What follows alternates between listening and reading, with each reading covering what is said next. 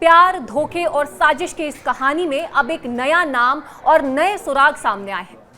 राजा Raghuvanshi murder case में एक बड़ा खुलासा हुआ है। मध्य प्रदेश के इंदौर से शुरू हुई इस हत्याकांड की गुत्थी अब नए मोड़ पर पहुंच गई है।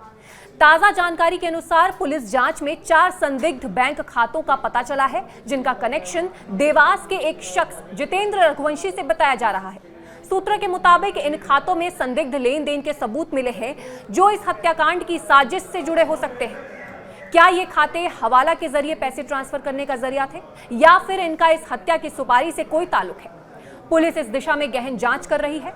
आइए इस केस के पीछे की कहानी को थोड़ा और समझते हैं। इंदौर के कारोबारी राजा रघुवंशी और उनकी पत्नी सोनम रघुवंशी की शादी मई में हुई थी। शादी के महज 12 दिनों बाद दोनों हनीमून के लिए मेघालय के शिलोंग गए, जहां राजा की बेरहमी से हत्या कर दी गई। पोस्टमार्टम रिपोर्ट में खुलासा हुआ कि राजा के सिर पर धारदार हथियार से वार किए गए थे। इस मामले में सोनम को मुख्य आरोपी बनाया गया, जिन्होंने गाजीपुर उत्तर प्रदेश में सरेंडर कर दिया। सोनम के साथ उनके कथित प्रेमी राज कुशवाहा और 3 सुपारी किलर्स आकाश, विशाल और आनंद को भी गिरफ्तार किया गया। लेकिन अब जितेंद्र रघुवंशी के इन 4 बैंक खातों ने जांच को एक नई दिशा दी है।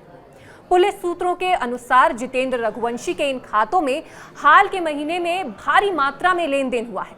माना जा रहा है कि इन खातों का इस्तेमाल हत्या की सुपारी के लिए पैसे ट्रांसफर करने या हवाला नेटवर्क के जरिए फंड्स को इधर उधर करने के लिए किया गया हो सकता है।